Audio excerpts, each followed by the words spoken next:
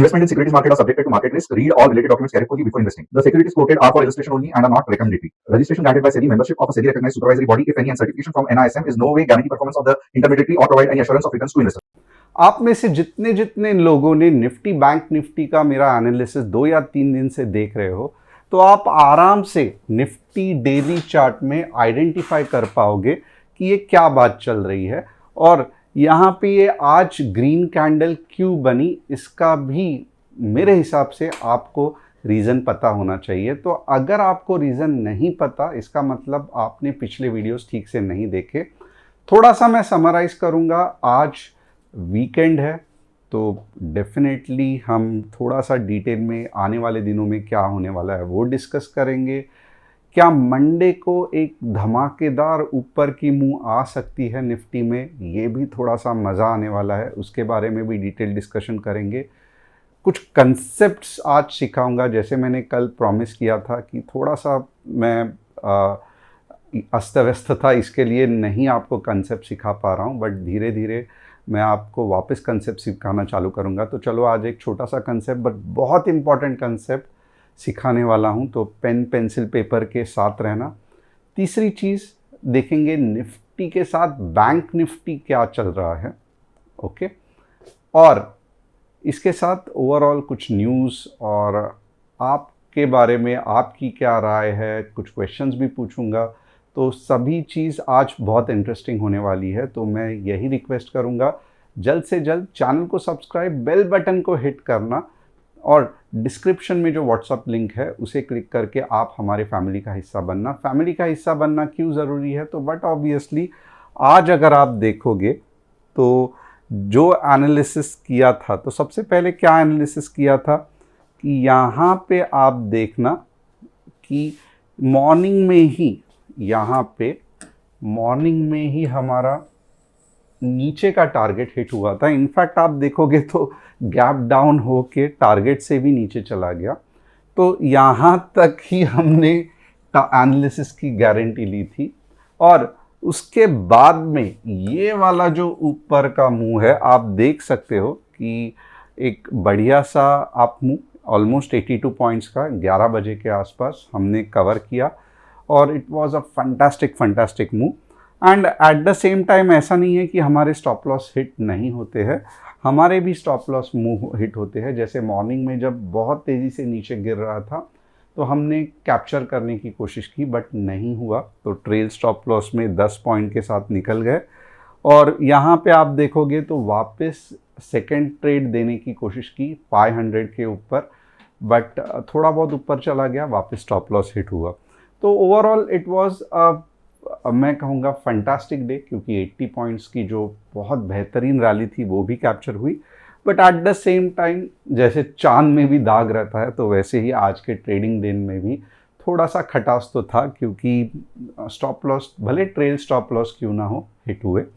अब आपको अगर हमारे फैमिली का हिस्सा होना है तो आपको क्या करना है, जल्द से जल्द डिस्क्रिप्शन में जो व्हाट्सएप कम्युनिटी की लिंक है उसे क्लिक करके हमारे साथ जुड़ जाना है, ताकि आप भी ये जो फ्री ट्रायल है ले सको। अब top news of the day क्या है, SEBI has increased the IPO anchor book size to 40% to boost institutional investors participation and strengthen market depth. ये बहुत इंपॉर्टेंट है, क्योंकि रिटेलर्स कुछ उल्टा सुल्टा वैल्यूएशन पे खरीद लेते हैं, बट इंस्टीट्यूशंस का ऐसे नहीं होता है। उनको एग्जैक्टली पता है कौन सी कंपनी कितने ऊपर जा सकती है, तो जब वो उसमें इन्वेस्ट करते हैं तो मार्केट में वो जो स्टॉक है उसमें डेप्थ क्रिएट होता है। Oil prices are heading for a second straight weekly loss as concerns of over global supply and demand outlook continue to weigh on the market.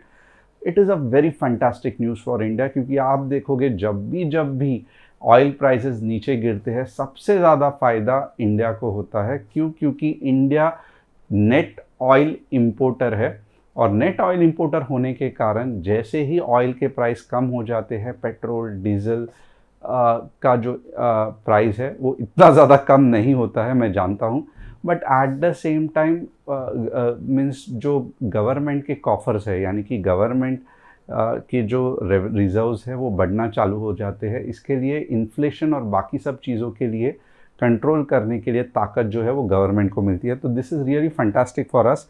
SEBI flags 1 lakh misleading post, warns unregulated influencers pose a direct risk to investor. तो yes, जैसे कि मैं हमेशा कहता हूँ, my name is Tushar Gunia and I am SEBI regulated research analyst, SEBI registered research analyst, regulated क्योंकि इतने सारे रेगुलेशंस आ रहे हैं इसलिए कह दिया, but yes I am a SEBI registered research analyst. And एक चीज़ है, थोड़ा सा आप ध्यान देना कि बहुत सारे लोगों को लगता है कि मैं इन्वेस्टमेंट एडवाइज़र हूँ, बट वैसे नहीं है।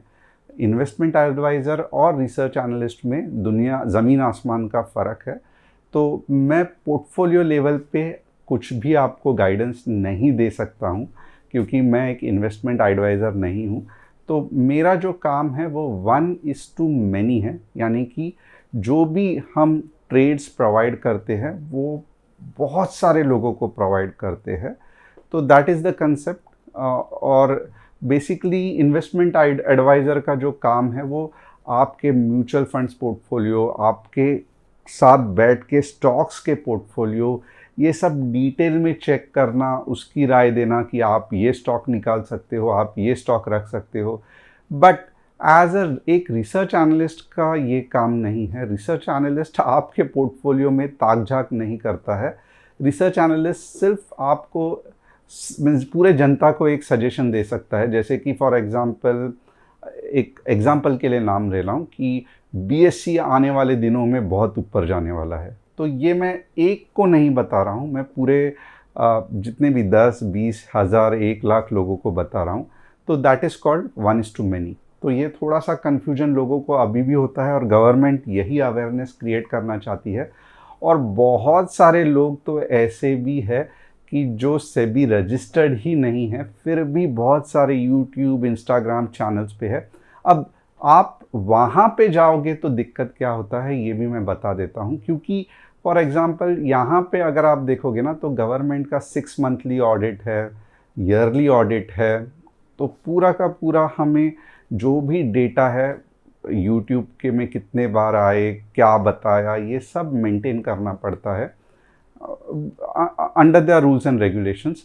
तो इसके लिए देखो, मैं कभी भी आपको मेरे पर्सनल प्रॉफिट के स्क्रीनशॉट्स या मेरे पर्सनल लॉस के स्क्रीनशॉट्स, या आज हमारे क्लाइंट ने 10 लाख कमाया, 1 करोड़ कमाया, ये सब नहीं बता सकता।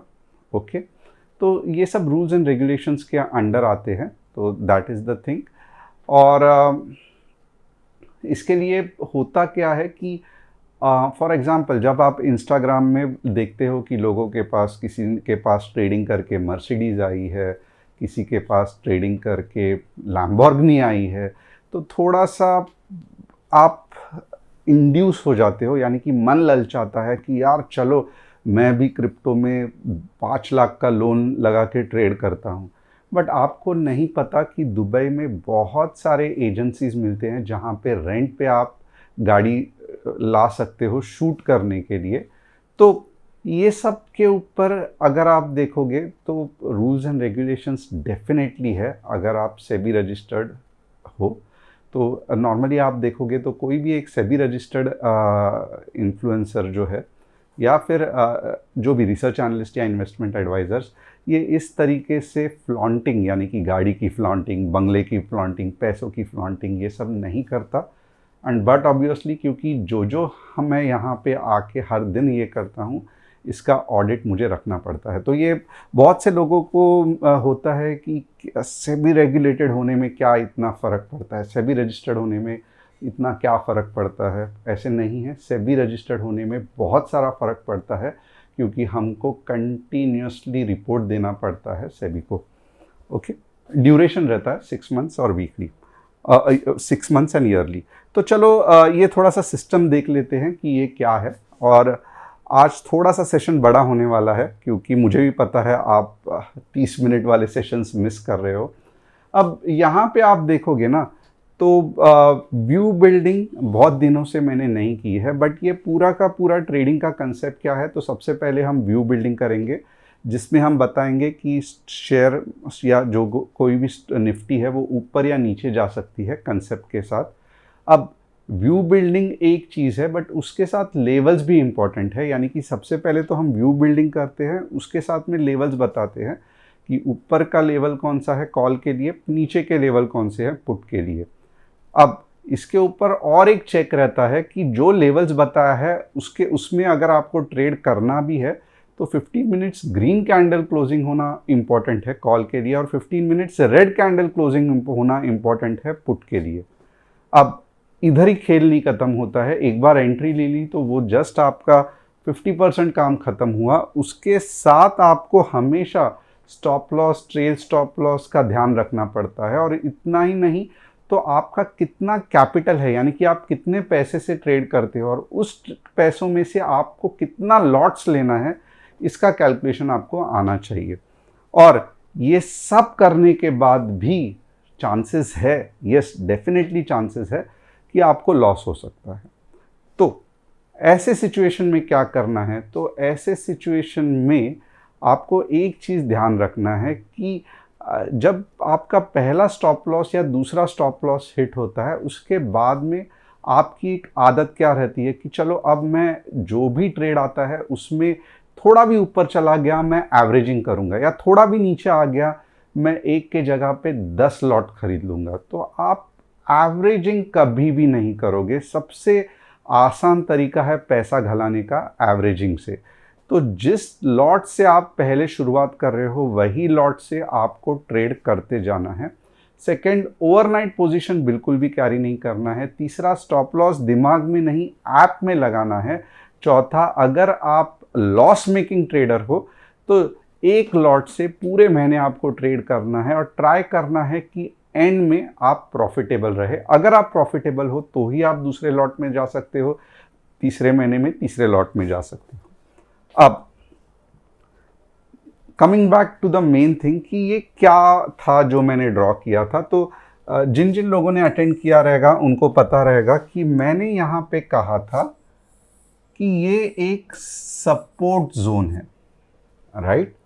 और आप देख सकते हो, और ये सपोर्ट जोन क्यों है, क्योंकि आप देखोगे लेफ्ट साइड में दिख रहा था कि यहाँ पे बायर्स है। अगर आपको ये समझ में नहीं आता है कि यहाँ पे बायर्स है या नहीं है, ये कैसे आइडेंटिफाई करना, तो सबसे पहला है कि आपको एग्री करना पड़ेगा कि ये मुझे नहीं आता। इसका मतलब क्या है कि आपको कमेंट करना पड़ेगा यस आई नो, या आई डोंट नो के लिए आप सिर्फ नो लिख सकते हो, नहीं पता लिख सकते हो। हिंदी लिखोगे, इंग्लिश लिखोगे तो भी मज़ा आएगा। तो एटलीस्ट आप इतने सारे लोग जो देख रहे हैं इतने दिनों से, तो मुझे ये समझ में आएगा कि क्या आपको चार्ट ट्रेडिंग समझता है कि किधर सेलर्स है और किधर बायर्स है। अब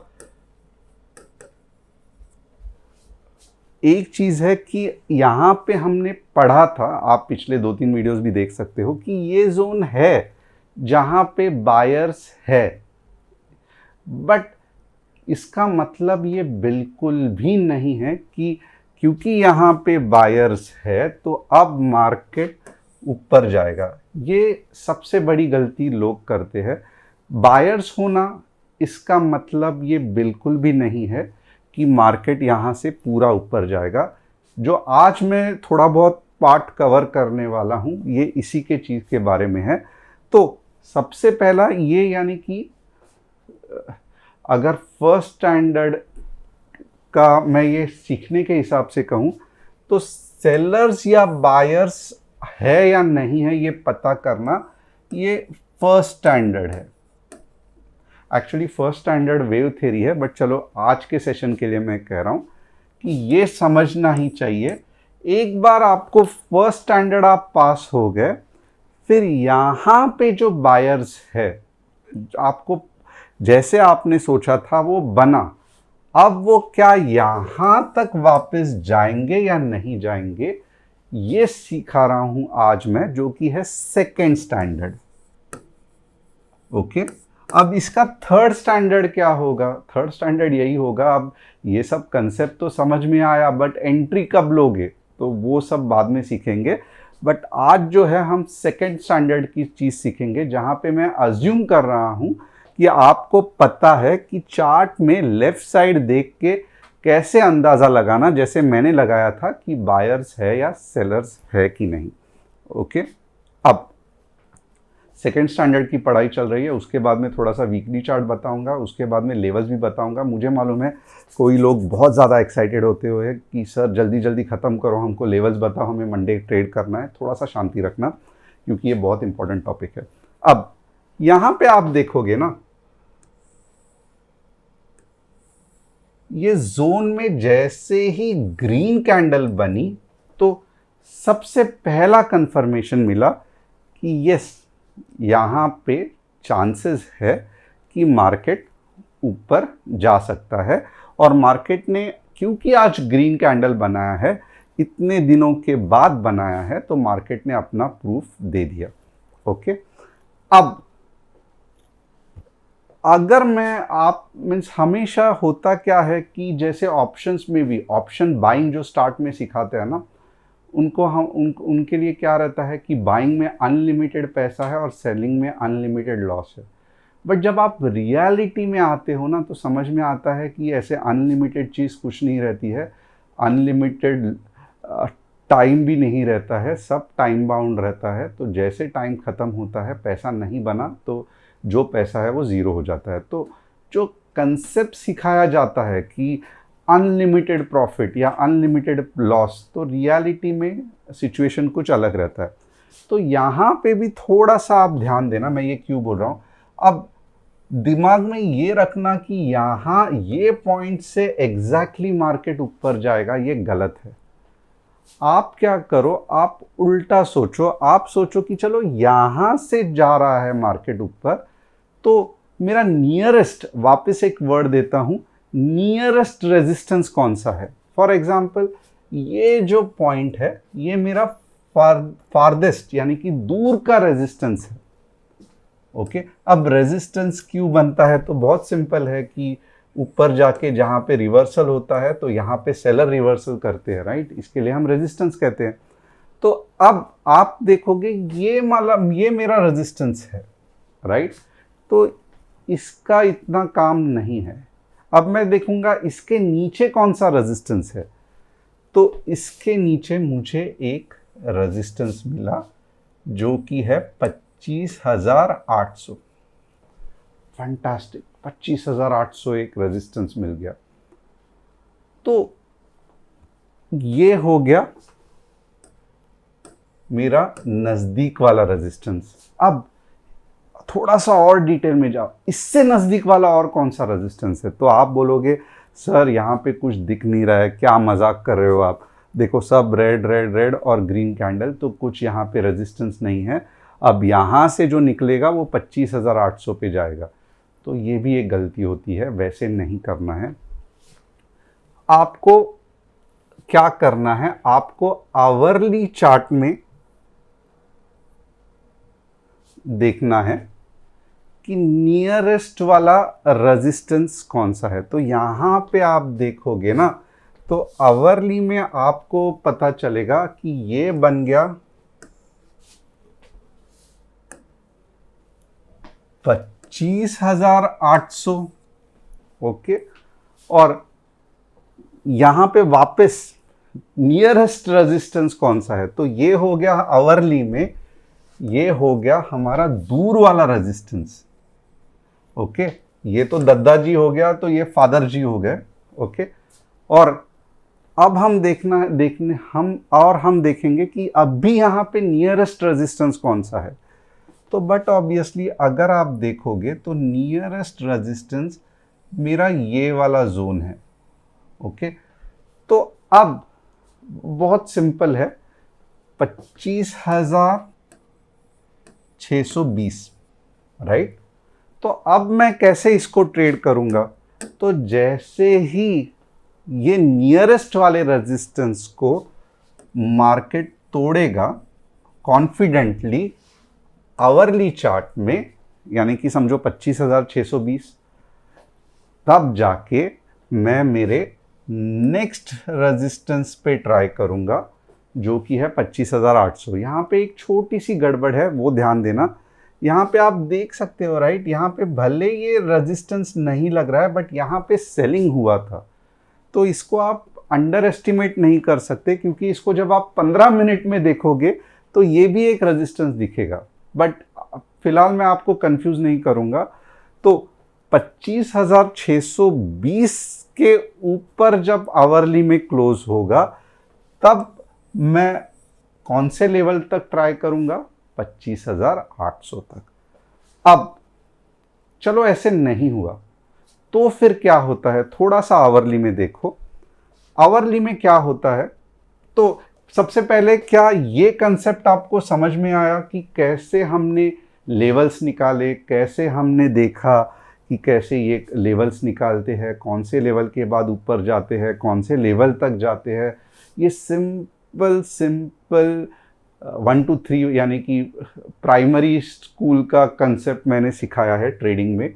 तो ये स्टैंडर्ड 2 है। तो क्या आप सभी लोग स्टैंडर्ड 2 पास हुए या फेल हुए, इसका मुझे मैसेज करना या कमेंट करना। समझ में आया तो लिखना पास, नहीं समझ में आया तो फेल मत लिखना। आप लिख सकते हो अगेन, तो यानी कि अगले हफ्ते में वापस आपको यही सिखाऊंगा। तो आइदर आप पास लिखोगे यानी कि आपको समझ में आया मैं क्या समझाना चाहता हूँ, या आप अगेन लिखोगे या दोबारा लिखोगे या वापस एक बार लिखोगे। तो मैं आज नहीं सिखाऊंगा, मैं अगले बार सिखाऊंगा वापस अगले हफ्ते। ओके। और मुझे कम से कम 2000 तक कमेंट्स चाहिए आपसे, राइट, ताकि मुझे भी समझे कि आपको एक किस तरीके से लेवल ढूंढते हैं। क्योंकि बहुत लोगों की रिक्वेस्ट थी कि सर हमें बताओ आप लेवल्स कैसे निकालते हो, लेवल्स कैसे निकालते हो। तो ये लिखो, बता दिया, जितना चीज़ चाहिए था उतना बता दिया।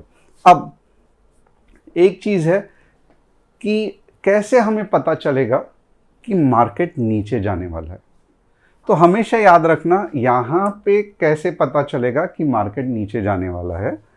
तो अगर मुझे पूछेगा कि बताओ आप आवरली में मार्केट नीचे कैसे जाने वाला है, तो बट ऑब्वियसली आप देखोगे ना, अगर मैं यहाँ पे बोलूँगा कि देखो मार्केट नीचे जाने वाला है तो ये गलत है। क्यों?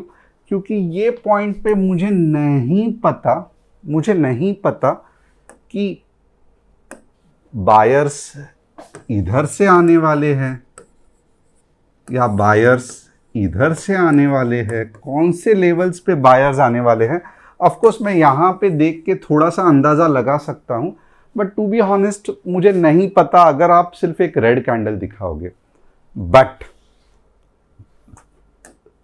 अगर आप दिखाओगे कि देखो यहाँ पे बायर्स ने पूरी कोशिश की थी 25,600 के ऊपर जाने के लिए, और उसके अगेंस्ट सेलर ने ये जोर का तमाचा मारा कि एक बड़ी रेड कैंडल हो गई।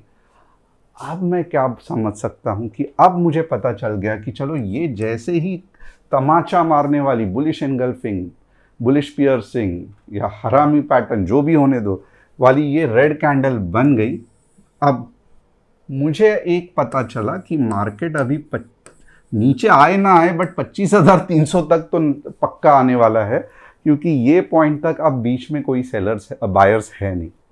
तो समझ में आया कि आपको ये सब ट्रेड करने के लिए तो बहुत डेंजर होता है, क्योंकि बीच में ही कोई बायर टपक आता है। ज़्यादा स्ट्रांग रहेगा तो पूरा रिवर्स करता है, कम स्ट्रांग रहेगा तो पुल बैक होके नीचे आता है। बट यहाँ पे ऐसे नहीं होगा, क्योंकि ऑलरेडी मूव निकल चुका है। अब जब यहाँ पे कुछ फंटास्टिक रिवर्सल पैटर्न बनेंगे तो आप निश्चिंत होना कि यार बच गए। अब 25,300 तक तो मार्केट जाएगा, उसके बाद में का जो कुछ होगा, बट तब तक मेरा ऑप्शन में पैसा 40, 50, 60% तक बढ़ जाएगा। तो ये कुछ लॉजिक होता है जहाँ पे आप समझ सकते हो। अब यही चीज़ में मैं डेली चार्ट में देखूँ तो कैसे होगा कि यार ग्रीन कैंडल बन गया, फंटास्टिक। अगर मंडे को इसके अगेंस्ट एक पावरफुल रेड कैंडल बना जैसे यहाँ पे बना था, तो अब मुझे टेंशन नहीं है। अब मेरा पक्का है कि मार्केट 25,200 तक जाएगा ही जाएगा। तो समझ में आ रहा है। कब आपको समझ में आता है कि मार्केट 25,200 तक आने वाला है? ये अभी पाठशाला की लेवल 1, लेवल 2, लेवल 3 खत्म हो गई। अब मैं क्या अगर ये पार्ट भी आपको समझा कि नीचे के लेवल्स कैसे ढूंढते हैं, तो यस करके लिखना। अब मैं इसका ही डेमोन्स्ट्रेशन आपको 15 मिनट्स में दूंगा। ओके, 15 मिनट्स में अब आप देख लेना कैसे मैं लेवल्स आपको ये करूंगा। पहला 25,620, 15 मिनट्स ग्रीन कैंडल क्लोजिंग, पहला टारगेट।